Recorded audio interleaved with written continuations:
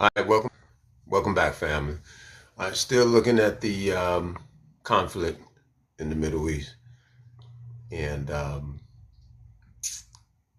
new Ayatollah has been chosen. Right, the continued conflict in the U.S. Thank you all for joining. Thank you for coming. Thank you for coming into the live. And off the top, make sure you share the live. I'm going to give some insight into the Operation Ajax. I read that a couple of days ago, but I think I need to go over that again as we deal with the political theater, as we deal with the narrative trap.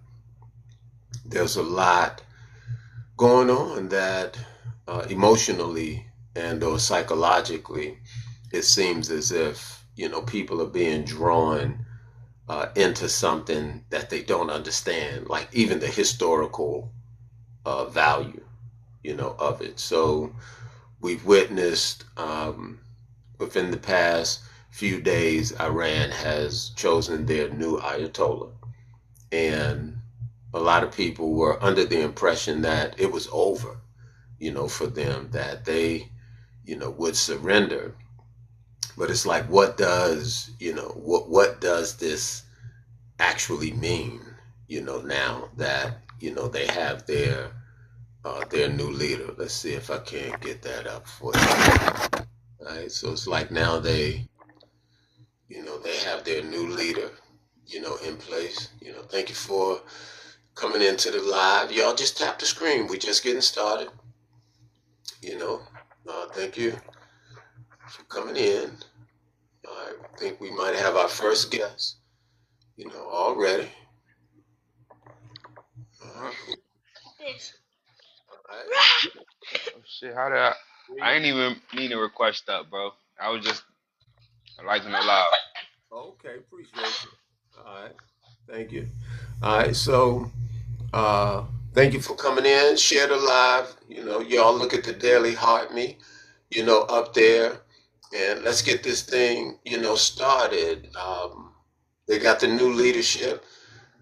Hopefully, we can come to understand, like, really what this means and how globally, internationally, things have changed forever. Like, we will not be able to go back to how things were at one point, in time. And I think a lot of people don't understand, for real, what that looks like or what that means. So let's deal with this one, right here, for a minute, going into the, whole posture of, the hate. Why is Iran anti-U.S.? Why do they shout DEATH to Americans? So I want to turn you all's attention to um, Project or Operation Ajax. All right. So just a little research, that I've done to kind of help understand, because some folks think, they're just hateful because they're Muslim and they just hate anything American. But no, you all, there's a historical thread that, through the political theater and through the propaganda campaign, these things are being left out. And furthermore, if you understand the history, you're watching these things on repeat. But what's happening is a former generation is out, a newer generation is in, and they're just not aware of the tactics. And the educational system definitely has, failed its people and, have done a very poor job with respect to getting this information out. But let's know this: in 1935, Persia changed its name to Iran. So Iran, at one point in time, it was Persia. Okay. These are not Arabs, these are Persians. And a lot of folks get that, confused and think, they're all the same, right? But they're not, they're different. These are the Persian people. Okay, historically and or through antiquity, they are known. They have a rich heritage and history. Okay, so now let's look at Operation Ajax, right? In 1953, now pay attention. Operation Ajax was primarily used by the U.S. talking about the CIA and the UK talking about the MI6. Okay, to regain control over Iran's oil industry. So that was back in 1953. It was about the oil then, and as much as a number of you don't want to admit it, quiet is kept. It's about the oil today. As he speaks or he says, well, we know China gets about 90%, of their oil from from Iran. So, they're saying this would help China, also. But this is still about the oil. We can't deny it, although, through the propaganda they want you to think it's definitely all about something else, this was about regaining control over Iran's oil industry. And critics do argue that still to this day, they're trying to get that control once again over that industry. So it says the coup overthrew Prime Minister Mohammed Mossadegh, who had nationalized the British controlled oil industry in 1951. The operation reinstated the Shah, ensuring Western access to Iranian oil. So here is the thread leading to the disgust and or the hate that the Persians have against the U.S. and the U.S. allies, because uh, all the way back, to the 50s, they've been interfering, with the country's resources and, overthrowing their, government control, using coups and, helping to start conflicts like the Iraq, conflict. And we're going to get to that part, as well. So the hate that is expressed for the U.S., it's not just, a hate based on some religious fanaticism. It's not centered around that, at all. I also say you got to think about it. If someone were to interfere with the U.S. and its resources or its government, you know, there would be a lot of disgust and hate for that, as you hear them talking about, their words against Russia, their words against China and Iran and anybody else they want to throw in the pool for supposedly interfering with elections, right? So it's no different. The hands are not clean in this case, in this instance. And people should be aware and try to be balanced in their perspective with respect to what they're looking at. Okay. So it says the operation reinstated the Shah, ensuring Western access to Iranian oil.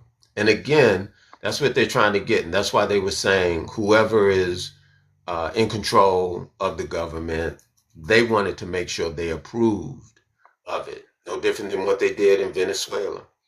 They want to be able to make certain that they have control over the resource, being the oil, right? So here's some key details regarding the motivation and outcome. And what are we talking about? Operation Ajax, right? Operation Ajax. Um, let's see. All right, we got a guest that just came up.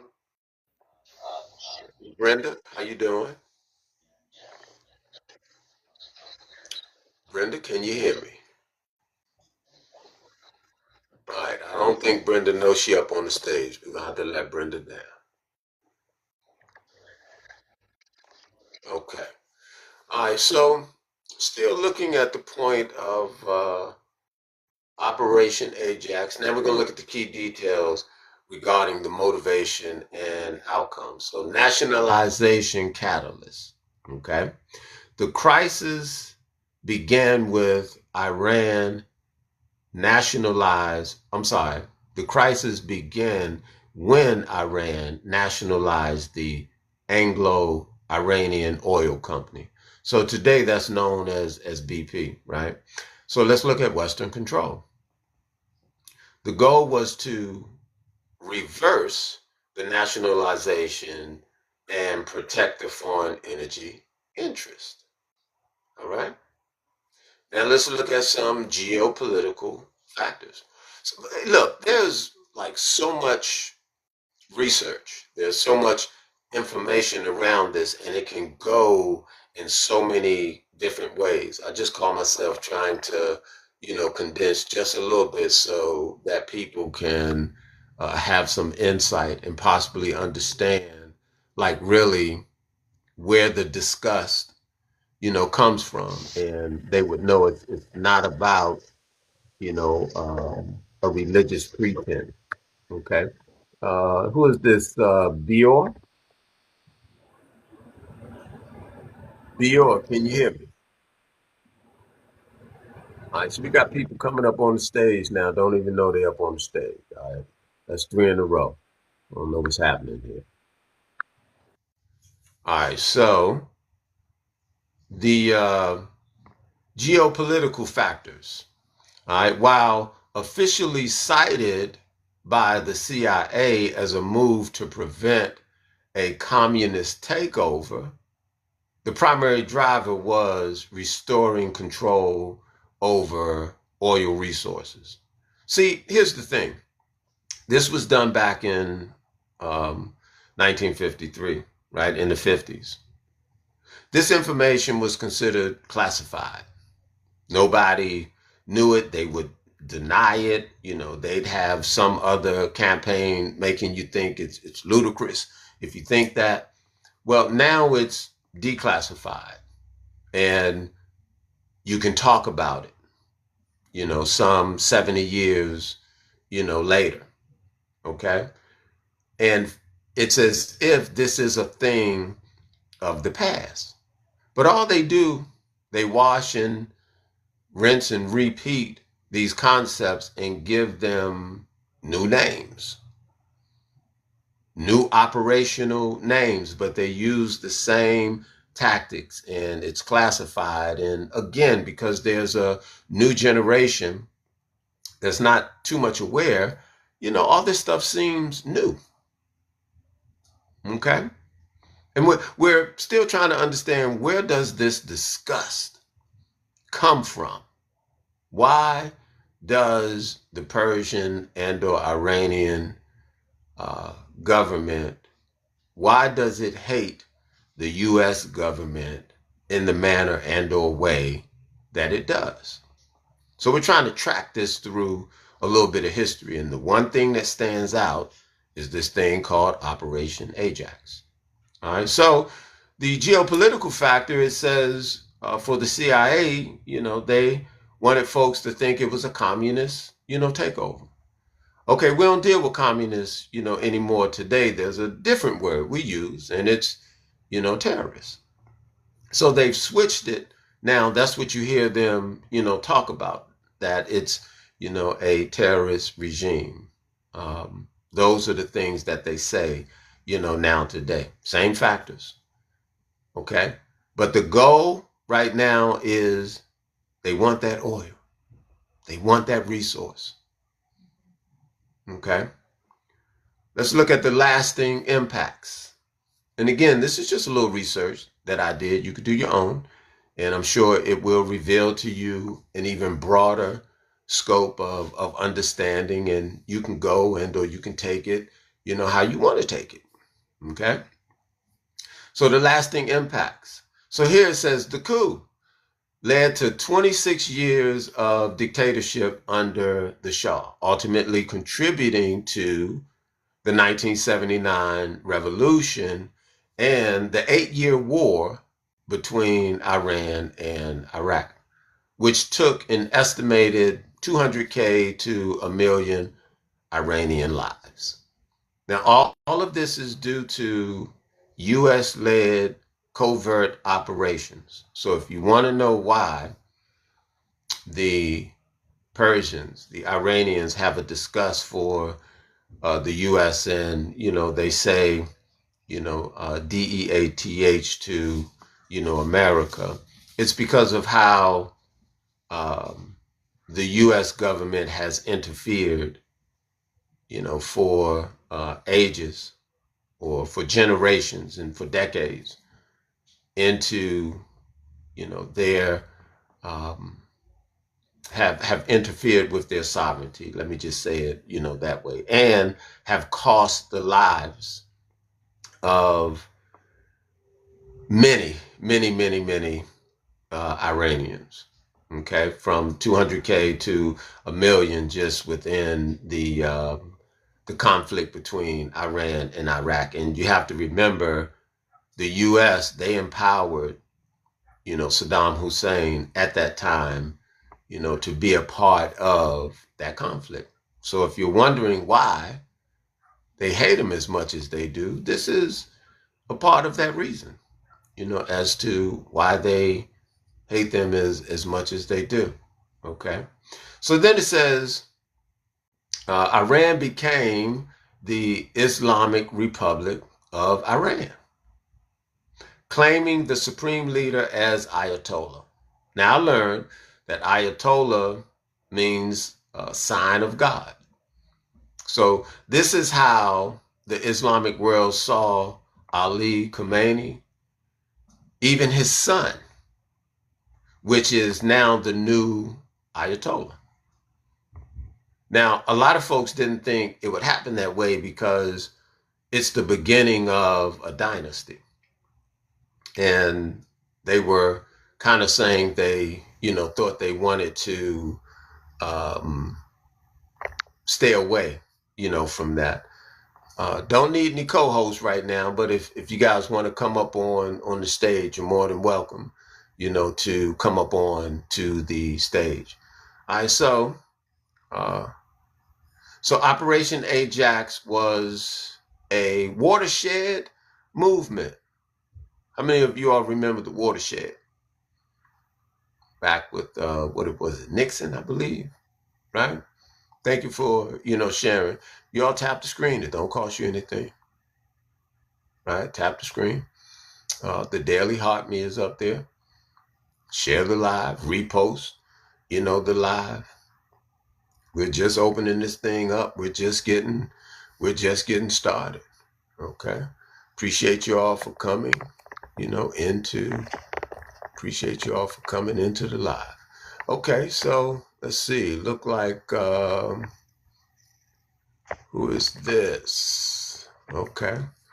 All right, so Operation Ajax was a watershed moment in Cold War history, characterized by sophisticated psychological warfare and profound long-term geopolitical shifts. Do you all think they've stopped with the psychological warfare? Come on, y'all. Let's just be honest and come to understand who we're dealing with from the standpoint of a government. Now, you can take it, you can say it, how you want, but I'll be honest and I'll say it this way. I'll make it known that when you talk about number 47, when you talk about number 47, that dude don't do nothing but tell lies. Every time he opened his mouth. The statistics aren't right. The facts aren't there. But people people protect his words, and although it doesn't make sense, they still stand by it. It's the weirdest thing to watch. Because if any one of us, even on this platform here, were to conduct ourselves in a manner and or way that he does, it wouldn't be tolerated. So it's amazing to watch him put on this circus or this political theater and get away with it. It's amazing. I don't know how anyone can believe anything that come out his mouth. Now, some of you may think I'm a lefty, I'm a liberal, right? But I'm not. I believe both aspects of, the party are corrupt, and it's the corporations behind the scene that are truly, running things, and, the lobbyists, and, um, this government pays Iran billions of dollars to buy off political officials and to lobby. It's insane.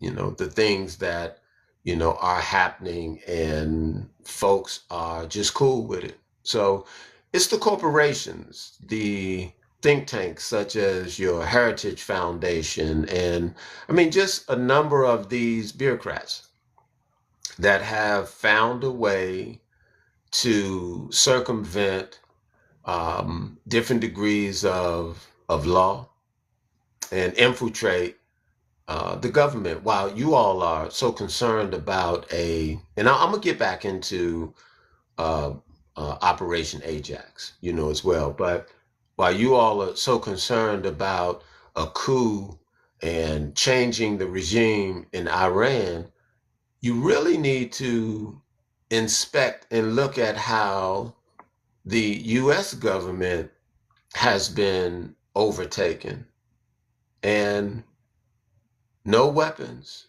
have been discharged, right? They use different tactics. Even debt is a tactic to, silently overcome or take a country over. But America is not America like you think, it should be. And they are today trying to act as if they're trying to save it. And they got people chanting as if, this is really getting ready to make America great again, whatever that means, right? But in the end, the foundation of various corporations are benefiting.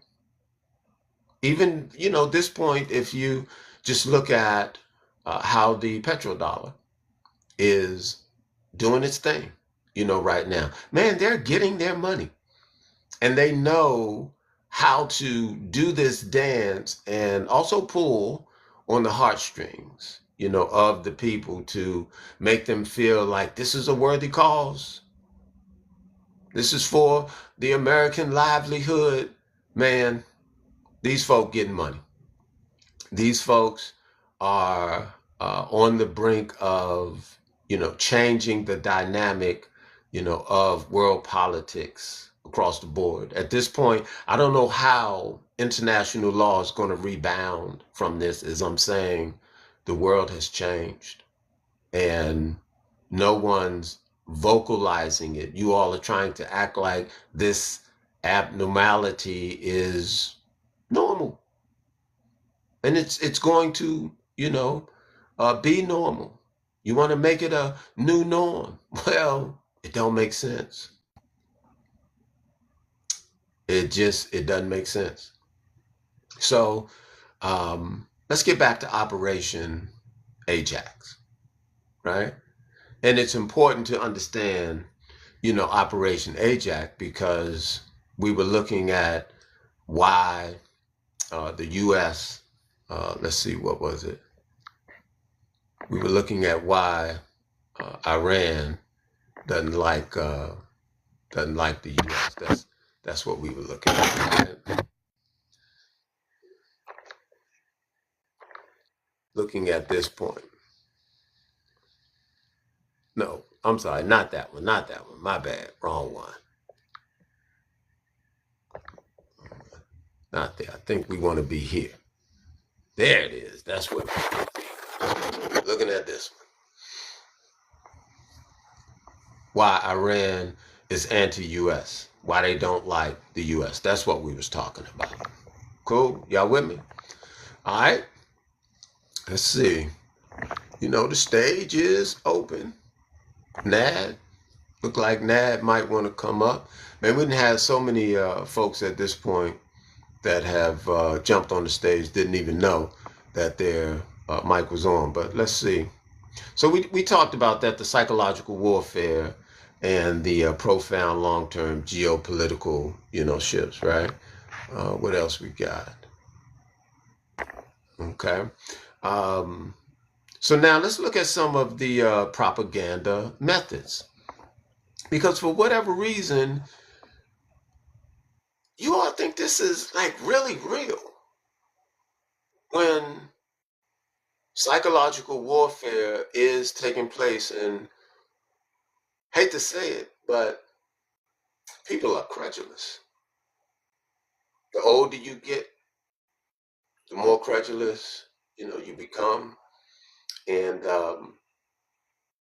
useful IOTS is what they call it. Somebody that doesn't understand what they're, out here supporting. Okay.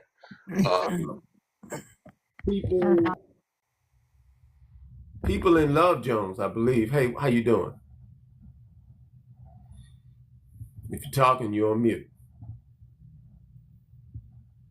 Take yourself off mute. Just came up on the stage. Oh, How are you? email back up. I can't understand. Speak English. You're going to play games.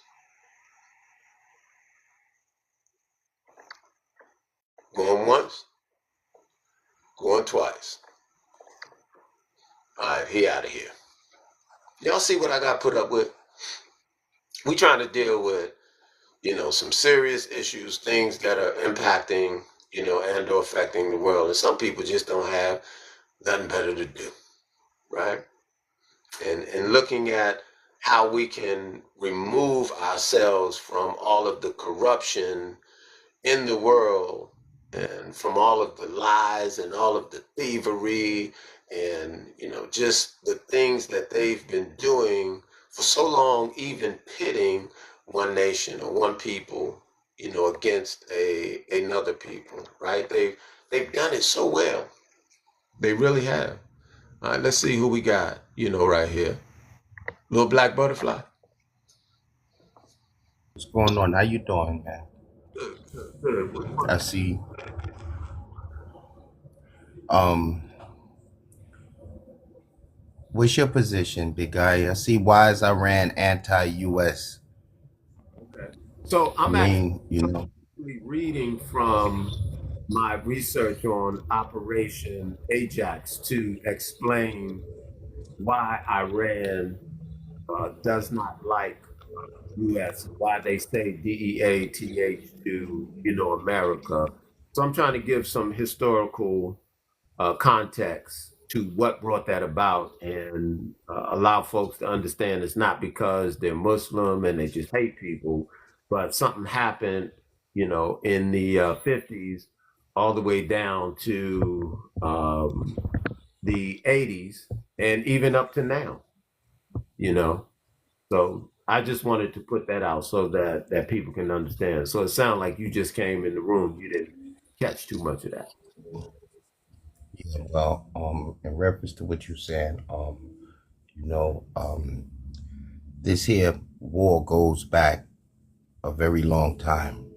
It goes back prior to BC, and unfortunately, as well as I know, we being brought up in black homes, our mothers, they teach us to respect other people's space and property. Um, colonization, colonization. I mean, and it gets it goes deeper than that. Whereas such topics can't be discussed on platforms such as this because it alleviates the fundamental rights in reference to the truth. So we can dance around the truth and hope that we catch on, but it's very big. It's very huge, man. Being a historian myself and knowing what I know, it's deeper than what we many of us believe. It's very deep. It goes beyond just oil and natural resources. And I think you know this. In fact, I know you know this. You ain't got all that gray on your chin out of nowhere. I I can I can relate to what you're talking about, um, and colonization. We do talk about decolonization, but what we don't talk about in these platforms are tactics and strategies.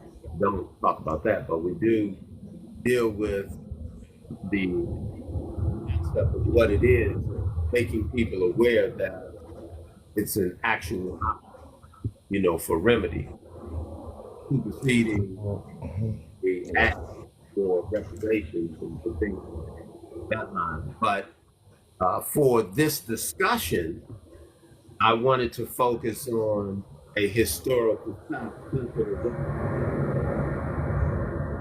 I mean, what kind of what how far back you want to go? No, no, no.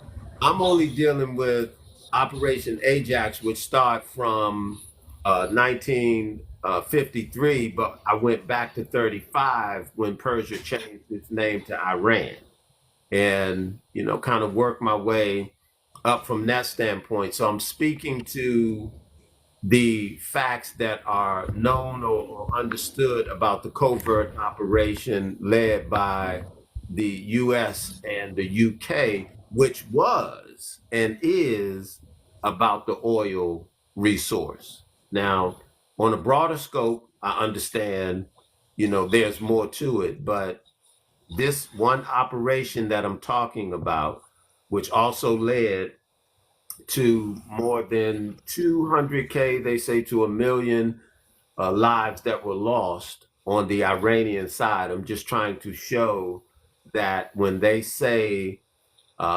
that they hate America, it's not because they're Muslim. It's because there are a number of things that have transpired that people don't really look at from a governmental standpoint. So that was the focus, not taken away from what you're alluding to, but that was the focus. And I was And getting into propaganda. mhm. The focus that you're talking about, a lot of people in modern day time really is not educated on what's really that level of debt, let alone to go even further back to know what's going on. We have a very big problem and it can't be voiced. This is bigger than Franklin D. Roosevelt It is. and things of that nature because of the parties that are involved. It is.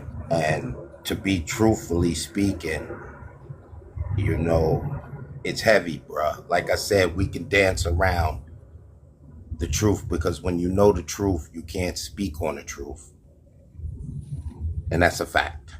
Well, I don't consider the point of like dancing around, but I realize you can't digest, an elephant all in one bite. You have to take portions and parts. So, we'll use these platforms to have those discussions, and the element of truth is also had within certain environments, but it's just being specific based on what your subject matter is, and looking to have Being tired, conversation. being tired. You saw what they did to the Tuskegee Airmen during World War II. Oh, hold on, Black Butterfly. We got Kevin that just came on. Kevin, what you want to add to the conversation? Kevin going once, you on mute. Kevin going twice. You got to find your mute button. All right, Kevin, he must be new to TikTok and he can't find, his mute button. All right, so speaking of little Black Butterfly, who has announced himself, as a historian, and he understands this to be way deeper than the concept of oil. And I understand where you're coming from. So Kevin can't find his way off the mic, little Black Butterfly. If you wanted to come in and have a few more words before I get into the propaganda methods, that'll be fine. Because it seemed like you were trying to make a point before I addressed Kevin. You were talking about Tuskegee and what they did, to them. So these things are very much understood. You're on mute if you're talking.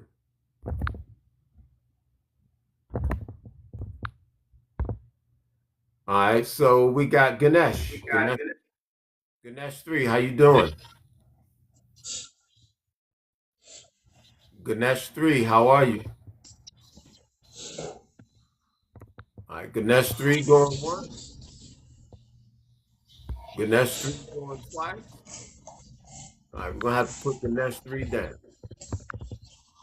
All right, so getting back to the scope of the discussion, where I was looking to point out one of the reasons that Iran is anti-US is based on this 1953 covert operation called Operation Ajax. Okay, so now I'm down into the propaganda methods. So I want to read a little bit about the propaganda methods, because still to this day, a number of these methods are still being used. And what you've heard me express is a new generation, has come in. The old generation is out. So for a number of people, it appears to be like it's something new.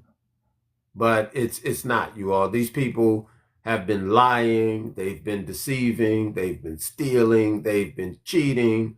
They've been doing this, since their announcement and or foundation into the onto the world stage. Let me say it, that way. All right, so let's look at the propaganda methods. All right, so it says the CIA and the MI6 executed multi-layered propaganda campaigns to delegitimize Prime Minister Mohammed Masagadi, and created a sense of a sense of national chaos. And that's what they're doing right now. Same thing. They're looking to create this national chaos. So when we look at why, like sort of like the COINTELPRO, yes, we have which to. covers all of that. The COINTELPRO go all the way back. This is one of the reasons they don't like the U.S. Go ahead, Black Butterfly. Go ahead, Black No, Butterfly. I was trying to. Yeah, I was speaking about when you were speaking about Iran and the United States old affairs. You could see back all the way to the early 1950s, all the way up to the late 70s, in which in which the memorandum was to cause chaos and dissension amongst various nations and various people and various organizations. And saying that the COINTELPRO is something that I believe people need to go back and to reevaluate. Just like I believe they need to reevaluate civil rights and need to reevaluate so many things, because we're living in a day and time where, like you said yourself, so many new up and coming minds have basically opened new doors, and what have been let through those doors have been very disturbing, very disturbing. And that's not even touching the politics of it all. Because when you look at Iran, they just burnt a sculpture of a deity that raises an eyebrow, raises a real eyebrow. And that to me was a cry amongst the elites, exposing their inner circle war. And that's just common sense. Because that was when they burnt that statue, that was big. Because see, that being surpasses biblical. It surpasses biblical mythology, polyism to real facts. And that's disturbing. It really is. It should be disturbing. And it's going to eventually become very disturbing to a lot of people about this country that we live in. Because they're tearing it down. They're tearing it down and exposing things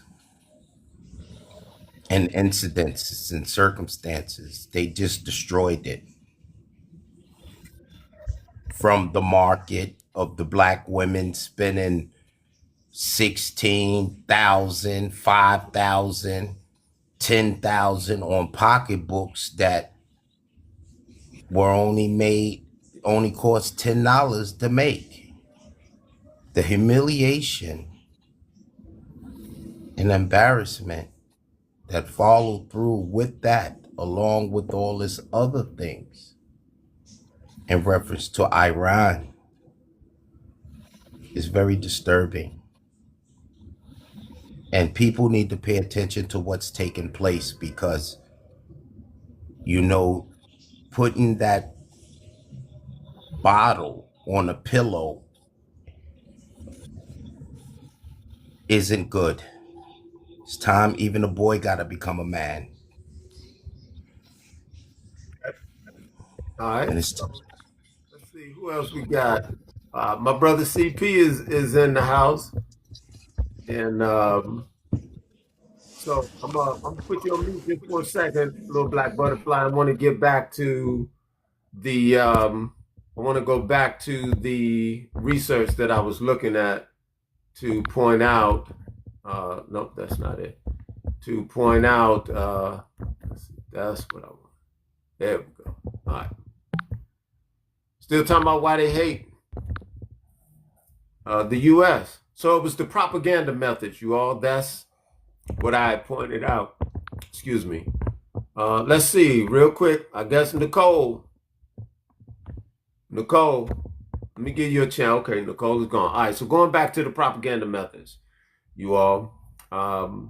So we just saw one of the propaganda methods was to keep up the national chaos. And just like Little Black Butterfly, he pointed out the COINTELPRO and how these people have intricately weaved themselves into interfering with a whole lot of nationality and or groups of people, keeping them at odds, with one another.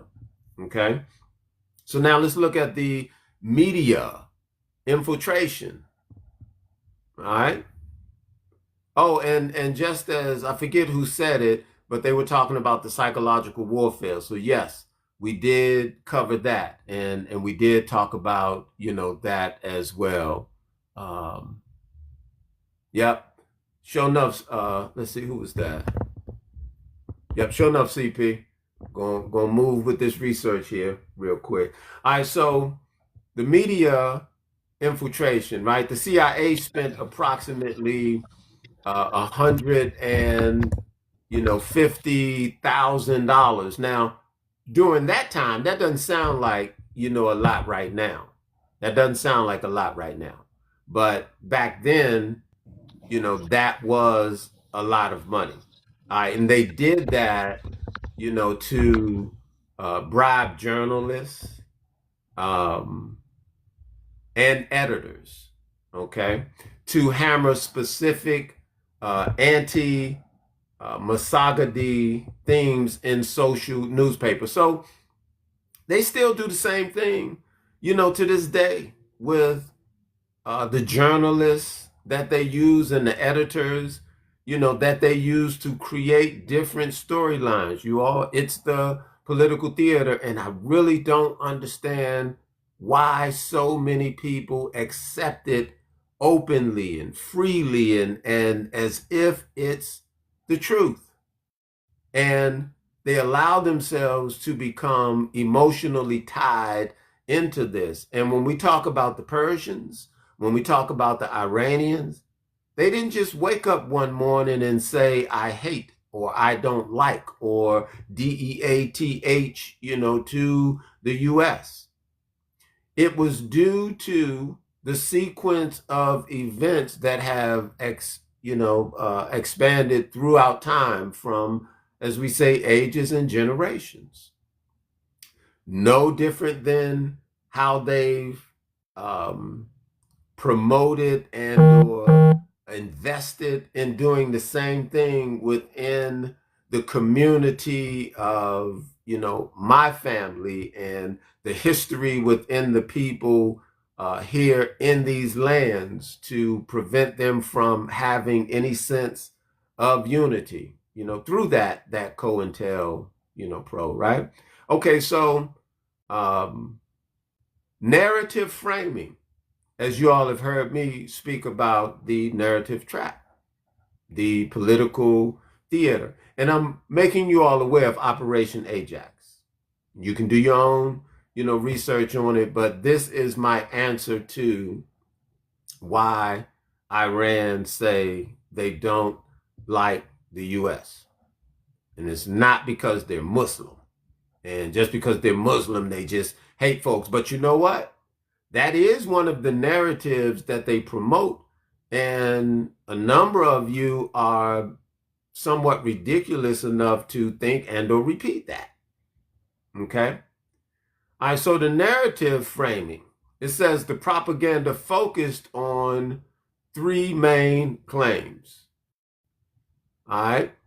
Masagadi was a communist sympathizer or puppet of Soviet-backed Tudor party. So in this day and time, like I said, we don't deal with the concept of communists. In this day and time, it's more, centered or focused around what they call terrorist, organizations. So that's what they'll say is someone is a sympathizer with one of those, organizations, or that, someone is a puppet, either being backed, by one of those organizations. Y'all, these are repeating themes, right? These are things that, are now unclassified. As I'm telling you, in the 50s, when they were actually running these covert missions, it was classified and they denied everything. Okay. but now it's unclassified. We're able to look at it. Thank you for sharing the live. We're able to look at it, and we should be able to assess it to even understand right now today with the sitting president who, like I said, I don't know how you can believe anything that come out of his mouth. I don't know how you can believe anything that come out of his mouth. Right? So another one is to say he was an enemy of Islam, aiming to turn religious leaders against him. So these, are the framing narratives, right? And this is how they portray it, that, they're enemies, of this people or that people. And they have these framing narratives that they run. It's all a game. It's all political, theater. And we're just saying, be aware and be wise, and don't be credulous, and don't be emotionally drawn into these things. Don't be a useful IDIOT, right? Don't be useful IDIOTS. Someone that really have no understanding as to really what they're supporting. Okay. Then they say he was deliberately destroying the morale and unity of the Iranian military. That was a part of the narrative framing that they used back then to try and sow discord between the inhabitants, of Persia or Iran, then. And they still do the same thing today, as they talk about how, they're harming this people and harming, that people. Noah Jr., appreciate you, brother. Thank you all for coming into the live, y'all. Tap the screen. Don't forget to daily heart me, up there, and share the live, repost, the live. And, we're warming this thing up, for real. So now, false flag operations, because most recently, a lot of folks were talking about that guy. I think he was in Texas with the Allah on his shirt and some other things, and they're saying that was false flag, because someone that's truly into that belief, they don't do stuff like that. You don't put the name of, Allah on your clothes, and, the things he did from that, he had the flag, and they said then he had, the Quran in the car. It's like all of these things are centered around psychological, warfare and or political theater, narrative framing. It's the game. Same old game, y'all. They continue, to run that game. Let's see. Yeah, she said, I'm not Muslim, though. I have respect for others. Very simple. Okay, yep, I get it. Absolutely. So false flag operations. It said agent provocateurs were hired to pose as to the communists. So it would be as if that guy may have been hired to pose as a Iranian supporter, rebel, sleeper cell. We have no idea. Okay. These mobs, it says these mobs would march through Tehran shouting communist slogans. So no different than what they're saying about the protests that we've seen, in their streets, where they're saying, these protests are backed, by certain agencies, certain entities, and a number of people want to think, no, it's organic. Okay. This is a history of how the U.S. and other world leaders have been, other world leaders have been influencing, these countries. So, here they say my live is going to be flagged for misinformation. Repeated violations could result in your live being discontinued. All right, so they say the live contains themes that some may find uncomfortable. Wow. And have been restricted. Reasons? Misinformation. Okay. Y'all give me a second. I'm trying to read through as they are interjecting right now. Share your feedback to make sure your community is better. All right. Does not contain content mentioned in the notice. Y'all just bear with me for a second. I'm trying to read this fine print right here. So clear decision. Let me see. I'd have to say something else, at this point.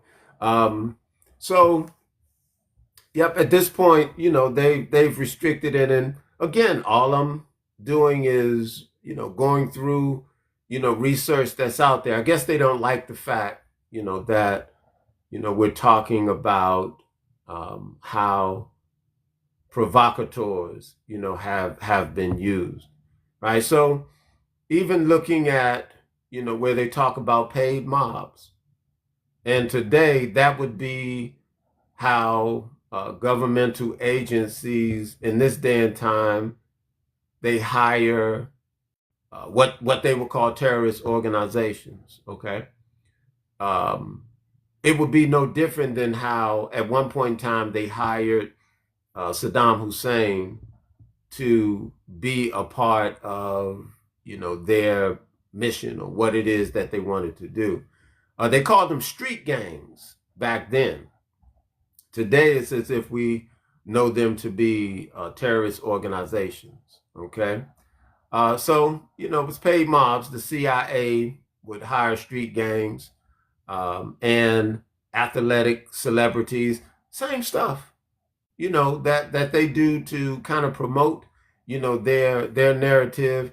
And again, this is information that's, widely understood, across the concept of Operation Ajax. So how or why they're considering it, misinformation, is a bluff and or, wanting to make people feel as if the political theater and how they present it, as if there's some truth, to it. But you all need to be wiser and more observant. Okay. So, yep. So they would hire the street gangs and the athletic celebrities, and they would use them to intimidate, supporters and or to psychologically make people think, otherwise. Okay. So now, radio control. And what are we dealing with at this point, you all? We're just talking about propaganda methods. I don't know where's the misinformation within propaganda methods. All of the things that we talked about, these are real propaganda methods, depending on, who's using it, right? So radio control. Radio control. Now, seizing the national radio station was a critical tactical goal. Now, this was back in, like we said, the 50s, when Operation Ajax was, in full effect, at that time, okay? As it allowed the coup leaders to broadcast victory messages and direct the public's outrage, towards Masagadi. And it's no different than, how they do it today when they broadcast their victory messages, although they haven't taken control over, anyone's radio station per se, they have control over media outlets. And these media outlets deal with narrative framing, right? And they're able to mass produce, their message. And we just have to be a little more thorough, a little more wise into, how we look at it. So now let's look at long-term geopolitical consequences. And it's kind of interesting too, you all, as I know, as I was reading this information the first time around, they sent out they sent out the same, warning at that time. And I don't get it, right? I don't get it, but it is what it is. This their platform, they control it. They have the companies and interests that they want, to get out. So, there's not much I can do about that. I'm just going to keep speaking on the research that I have. So long-term geographical consequences. Furthermore, if anybody else have found any discrepancy within what I said, I'm open to being, corrected. If there's one thing based on what I found that someone says, well, here's the mistake, that this part didn't happen, like, what you said, I'm open to correction. And this is why we have discussions and or a platform, like this, so that these things, can definitely be aired out. All right. So the long-term geopolitical consequences. So the 1953 coup solved a short-term oil crisis. And again, for everyone that says this is not about the oil, it's always been about the oil. Yes, there are other factors, that go along with it. But, in 53, they were trying to get it and they're trying to reclaim it, right now today. And they want China to think, as China receives they say about 90% of its oil from Iran, that this is going to be a good thing, for China. China said they're not having it. They're not, supporting it. They're doing everything they can to, help prevent it, right? All right, so the 1953 coup solved a short-term oil crisis, but sowed seeds for decades of regional instability. This is what we're talking about. It solved a short-term oil crisis, but the seeds that were sown for decades.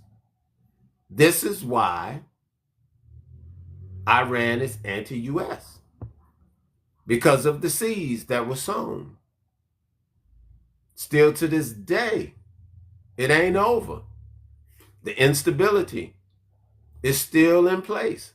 And a lot of you may think that it's because of the Iranians. Well, there are several critics that would argue the difference. Okay? Now let's look at the establishment of the Islamic Republic.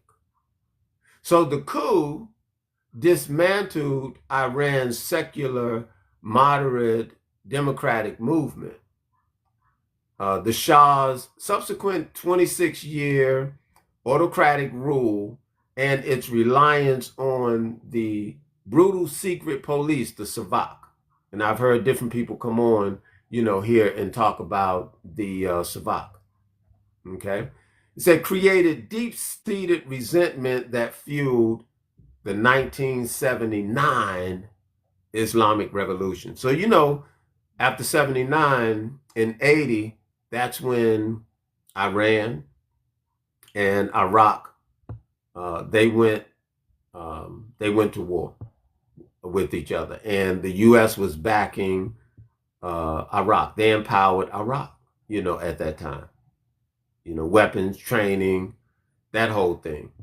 This is why, looking at, the seeds that were sown, this is why the Persians do not like the U.S. This is why they scream DEATH to Americans.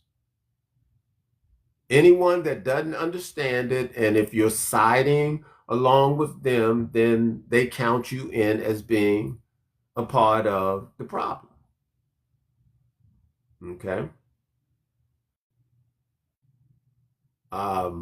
So let's look at enduring anti-Americanism. Enduring anti-Americanism. All right, so the 1979 revolution replaced a Western-friendly monarch with a frantically anti-American theocracy. Now, I want you to see how they positioned it as frantically anti-American theocracy. Now, I guess as long as I keep talking like that, then the platform supports it. As long as we're pushing their narrative, then they'll promote it. Even within the research and seeing how AI pulls it out like that, I mean, even AI can be biased, right? But anyway, they considered it a fanatically anti-American theocracy. But the question would be why? Why were they anti-American? It's like they're saying and or speaking about these things like the people just woke up one day and was like, I just want to hate somebody. They're not getting into the true facts of how many people lost their lives behind this interference. So it says this shift transformed Iran from a key U.S. ally into a primary regional adversary, leading to events like the Iran hostage crisis. So one thing about the Iran hostage crisis, now I remember that. I didn't really understand too much like what it was about. I just remember, there were hostages and that thing just seemed to last, forever until the hostages were released, right? But there are reports. I hadn't really went into deep research about it, but there are reports, some say, that the Iranians felt as if they were using the embassy as some sort of headquarters. Maybe they were, maybe they weren't. That part I can't definitely speak on. Maybe some of you have better information about that than I do. Okay. Let's see. All right, 1 second.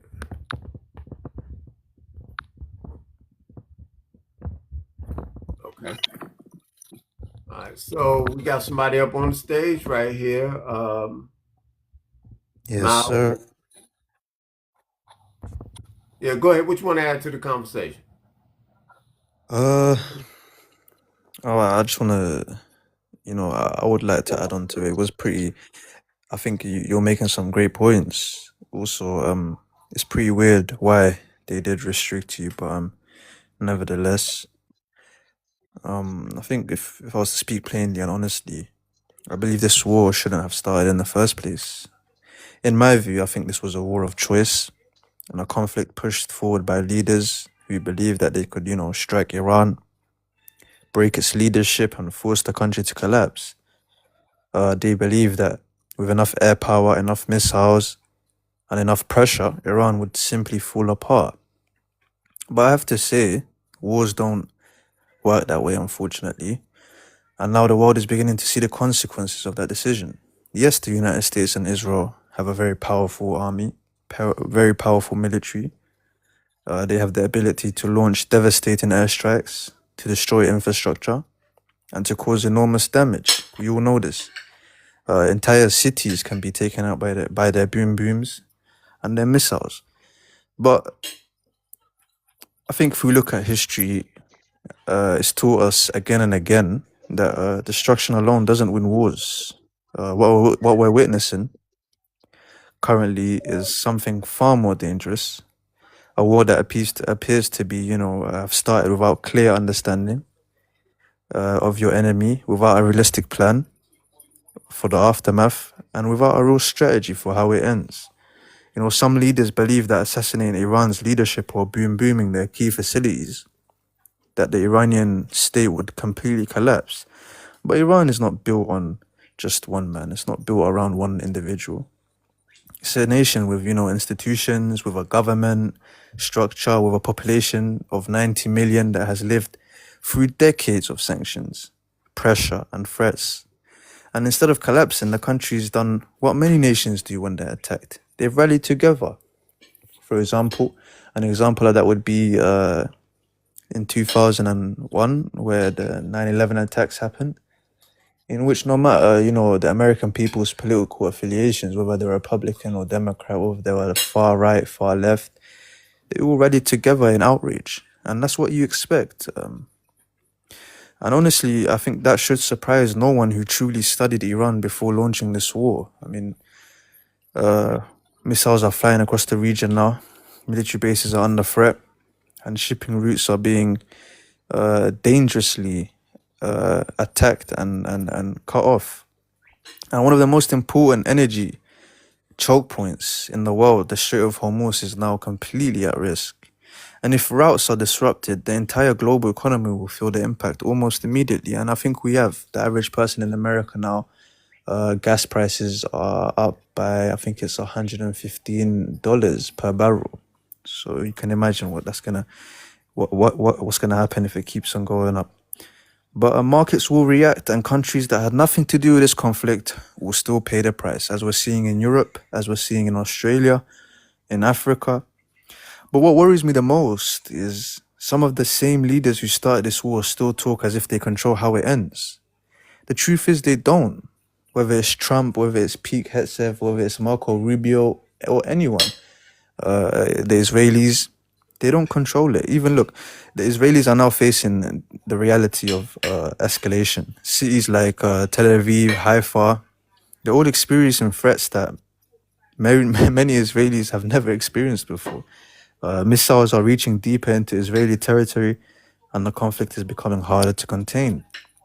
And when I look at this situation objectively, I can't ignore another painful truth, which is for years the devastation of war has been felt by the people of Gaza, families living under bombardment, cities destroyed, and civilians trapped in a cycle of violence. And now the danger is that this same cycle could spread across the entire region, because war doesn't stay contained forever. What makes all of this even more dangerous is the fact that we don't see a clear endgame. I don't see a realistic plan for what happens after the boomings. I don't see a strategy for what happens if the conflict drags on for months or even years. And history's shown us what happens when wars are started without a clear plan. They spiral, they expand, and become disastrous, even more than anybody in the beginning could have intended. And again, leaders start wars believing that it will be quick and decisive. They promise victory, they promise control, they promise strength.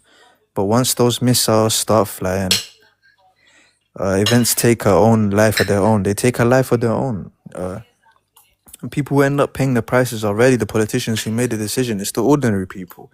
Families, workers, soldiers, entire communities who suffer the brunt of the consequences. So when I look at what's happening right now, and I simply come back to a very, blatant truth, which is if nations start wars without understanding their enemy, if they rely on propaganda, like you were saying, instead of honest strategy, if they believe military force alone can solve political problems, the eventual consequences will catch up to them. And when they do, the damage spreads far beyond the battlefield, as we're all noticing. And in the end, the cost of those mistakes is paid by entire generations. And yeah, it's pretty much my opinion. Make note, to that right there. And they gave me some more information. They said it's restricted because this information is uncomfortable, for some. Oh my goodness! I think people are. Someone in the comments could could be reporting. But what I would recommend the cause is you can see the views are slowly it was on 60 when I came in, and it's just slowly reducing. If you'd restart it, it'd probably go back to its current numbers. I'm not.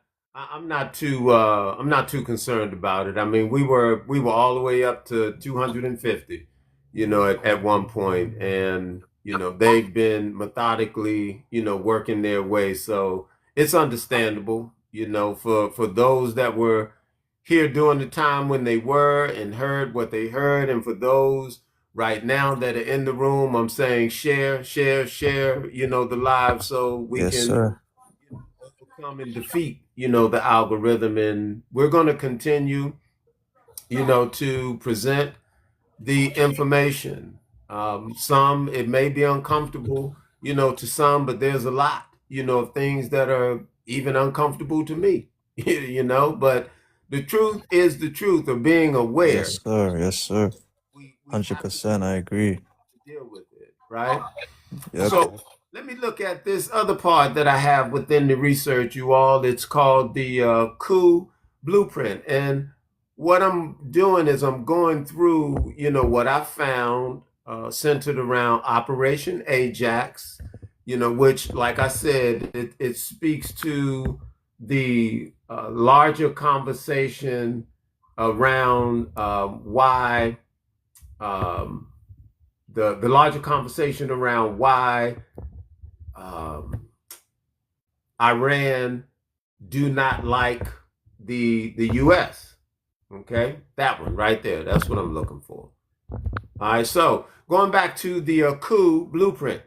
This is a blueprint, and like I said, they just changed the name centered around the blueprint, but it's the same blueprint. In the 50s, it was Operation Ajax. And today, it could be Fury and whatever, they call it, in Hammer Time, or, all these, different names. But the blueprint, is the blueprint.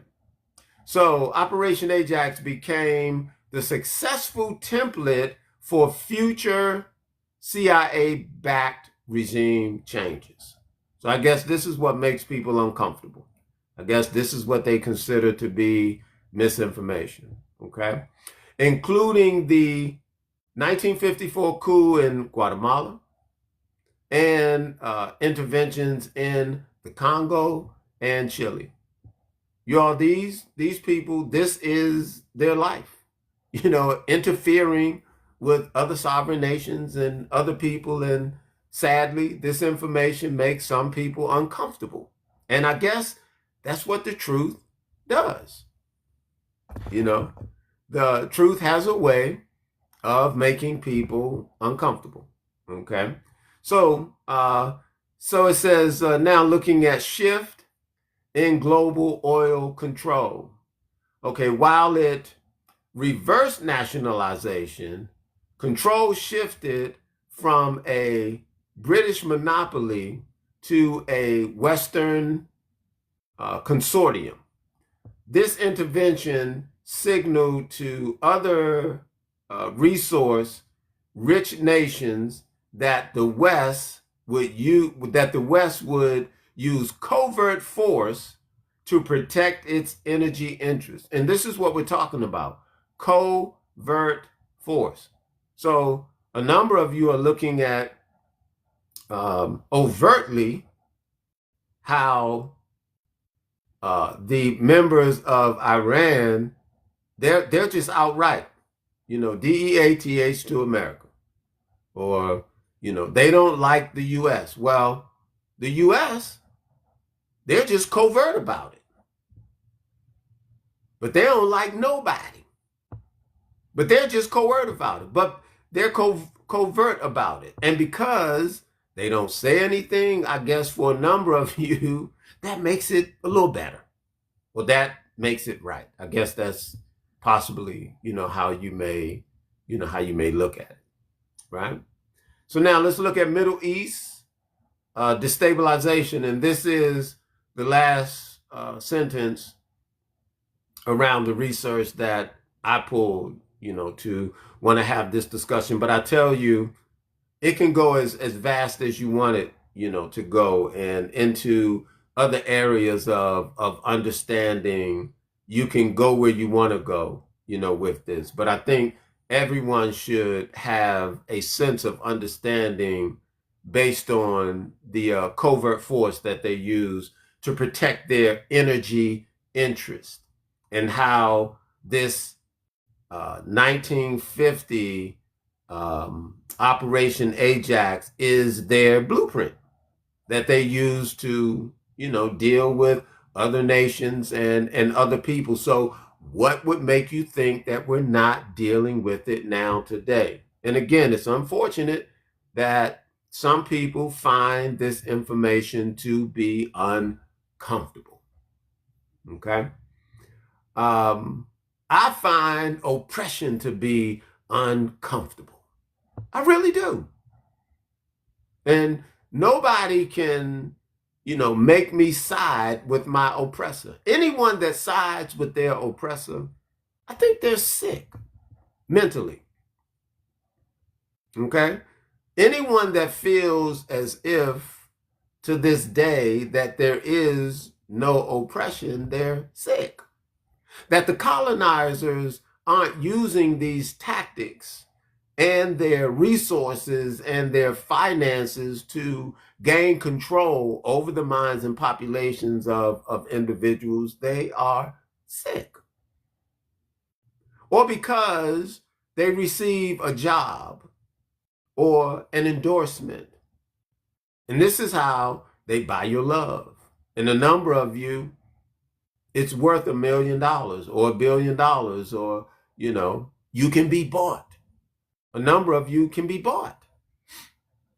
That makes you sick.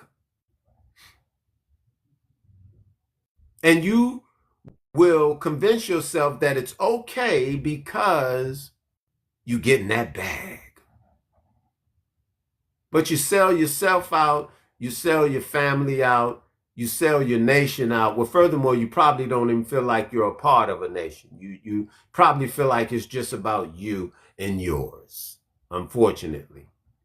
But that's a part of the sickness. The whole head is sick. So, Middle East destabilization. And this is the last, sentence. History argues that removal of the secular democratic leader in the Middle East tilted the region's balance away from freedom and toward either military dictatorship or radical religious movements. So what they're saying, right here is, because the Persian population did not allow them to control their oil, right? They're saying they're now a military dictatorship, or they're a radical religious movement. You all, this is a part of the propaganda. They're saying, if you don't let us in to do our thing, then here's how we're going to create libel against your name. Here's how we're going to create slander. And it's sad how many people, they eat this stuff up.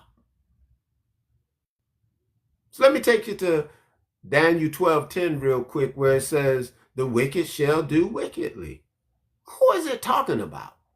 Who can we identify that fit the bill? As a law enforcement officer may roll up on you on the street and say, you fit the description. So the wicked shall do wickedly. Who fits that description? Right? Let's see. Okay. It says, and none of the wicked shall understand. So for all of you that coincide with this corruption, you're classified as the wicked that will not understand.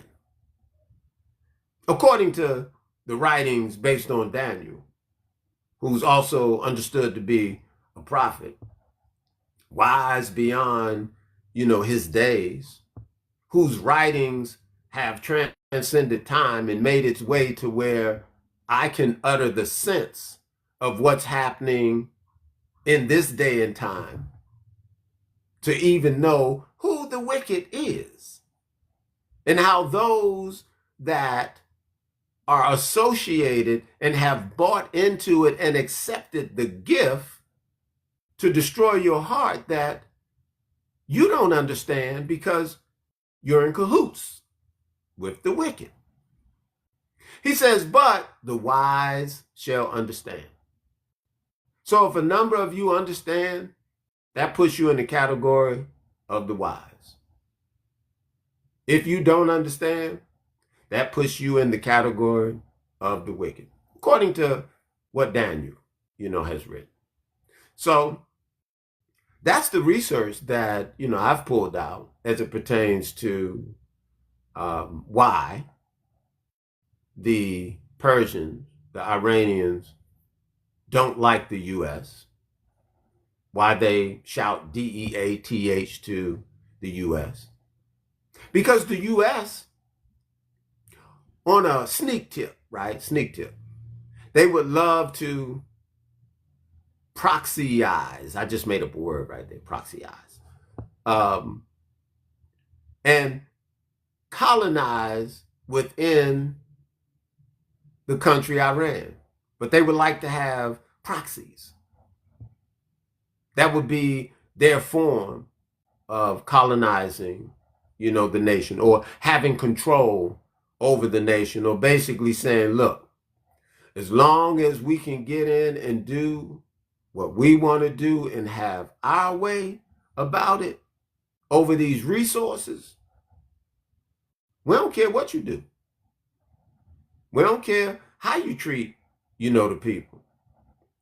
We'll support you in whatever manner and or way we can, as long as we can get this resource. But if we can't get this resource, we're going to villainize you. We're going to slander your name. We're going to say all sorts, of chaotic things, about you, and try to bring up distrust. And we're going to try to get your body politic resolved or dissolved.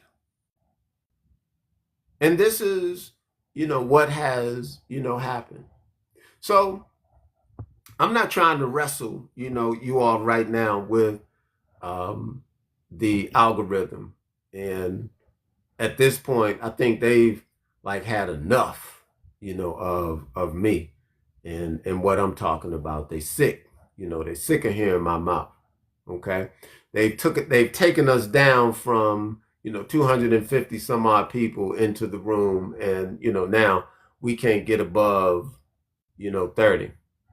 But it's okay, because a number of you, for your first time, you've heard something that you hadn't heard, before. And you've heard some things that you can kind of use to either strategize differently or have a different perspective when framing your thoughts before you go into full confirmation mode, or siding with this one, and or that one. Okay. All right. So I appreciate you all, for real.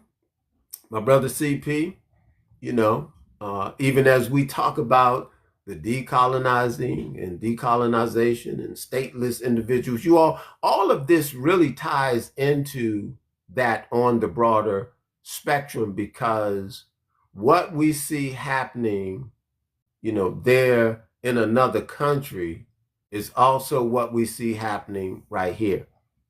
As I will talk to you about protection against search and seizure. And some of you may feel like that's a minuscule thing, but what is Iran looking for right now but protection against search and seizure? Someone trying to come in and search, and someone trying to come in and seize. That concept, based on a fundamental right, is a concept that goes internationally. But we look at it from the standpoint of us being right here in America. How those things have to be done, how decolonization, has to take place, and how what's happening, over in what they so modernly and or newly call the Middle East, how that affects us, right here in the US. Like, I think it's insane that you think I would cheer for my oppressor to go and oppress another nation, of people, to watch the tactics that are being used, against me and my people, to cheer for that being used against another nation of people. I don't know, truthfully, what those people have or have not done. But what I do know is there's a great degree of interference in what has transpired, and the U.S. itself is also responsible for a lot of the families and lives that have been interrupted over there in the Middle East, because they deal with covert operations and they have a blueprint, and they're on the shh, be bad, be quiet, be bad, be quiet, until 50, 60, 70 years later. Now we can declassify it and we can boast about what we did. Nobody will know the difference. Nobody can be brought up on, war crimes, because all those people during that time that did all this dirt, they're not here no more. And they want you to think these people are like, what they call them, heroes, right? Yeah. They want you to think these people are heroes, but they're not. They're not heroes. And again, it's unfortunate. This information makes, a number of you, uncomfortable, but I have to, speak it based on how it reads and how it comes up through the research. I like to stand on evidence-based academic research. So once again, anytime you find that I've put a point out that doesn't stand up to evidence-based academic research, please bring it to my attention. I promise you, I won't argue with you. If you bring a correction, into my understanding, I'll embrace you. That's love. Where I come from and the disciplines that I live by, correction is love. Don't let me be out and just be all, incorrect. Let's see. It says, analyzing CIA's Operation Ajax. Wow. It's interesting that AI can identify that that's what we're doing, but yet they say it's sensitive information. Like, they'll put it up as a headline, letting people know that, this is what's being talked about, but yet they, they restrict it and don't want people to hear that. That's just an interesting little dynamic, right there. But once again, it's not my platform, right? And I'm thankful for the few little people, that are able to, come, into the room. Like, I ain't used to having hundreds of people in the room anyway. I'm like that little guy ain't never had nothing, before, don't know how to act. So this number right here, this a cool number, to deal with. That's what I'm normally used to, seeing. Before last night, as I was out, there was like 750 people, in the room, and I ain't gonna front. I know those things cannot validate us, but psychologically it does, do something to you to watch, that many people, interacting and or, coming in and out of your space. Okay. But I'm cool, with it, or being restricted for telling the truth, because in this society you get rewarded for the corruption. If you can lie, if you can cheat, if you can steal, you'll get rewarded. Like, again, if I was on this platform for real, intentionally trying to deceive you guys, man, this room, would be jumping. Not that it's not jumping, right? But I think you get what I'm saying. It would be all day long, and people, as I've seen, they love to have conversations about nothing all day long and for hours. But when you deal with a conversation centered around substance that may even also cause someone to go into activity or action, people start backing up. We want freedom and liberation, but we don't want to do no work. Most of us, right? Most of us. We don't want to do no work to achieve that liberation. We think it's going to be handed to us or given to us, right? No, there's a true position of sweat and equity that have to be put, into this in order for us to be successful, because I'm not going to rest, y'all.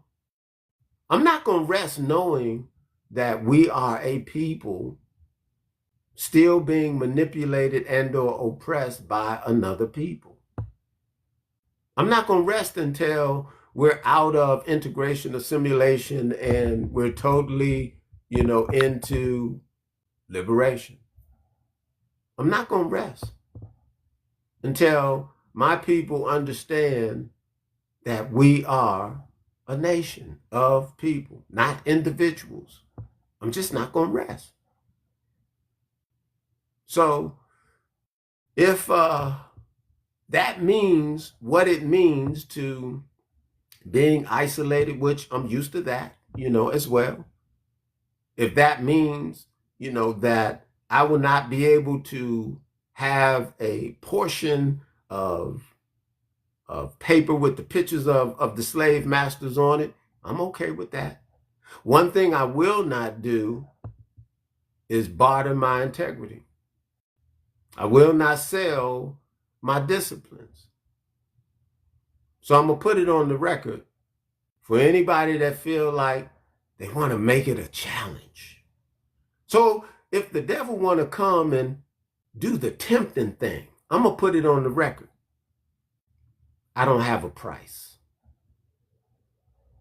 And that's just what it is. I don't have a price. There's no compromise for the truth. The truth is the truth, which even I have to submit and or respect the truth. If you don't have it in you to do that, then that's your issue. That's your problem. And you need to roll with individuals like the U.S. practitioners, with the way they deal with other countries and how they go about getting their gains, and the way they go about sustaining life. That's who you need to roll with. But in the end, you will receive the reward of the wicked. That's what you get. We're now in a day and time, you all, where we're transcending and or shifting energy from that wicked mindset to what you all call the higher vibration, into a righteous mindset. And if you're not willing to cross over into that transition and subject yourself to discipline, see you. Wouldn't want to be you. But the new world, as you say, moving out of Pisces and going into Aquarius, Aquarius is not going to deal with, and I use that terminology, I use it loosely because that's how a number of you communicate, and you understand the transition, right? But Aquarius is not going to deal with the old standard of corruption. It will be eradicated. The concept of immortality will not deal with the concept, of mortality. Right. So I'm going to stop, right there. I've expressed what I needed to based on Operation Ajax. And,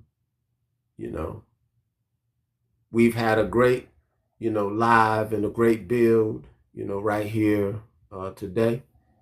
Appreciate everybody that came into the live, that shared the live, that, produced the gifts. My brother CP, my brother Noor, Junior, and the rest of you that, have come, into this live and have made yourself a part of my virtual, family.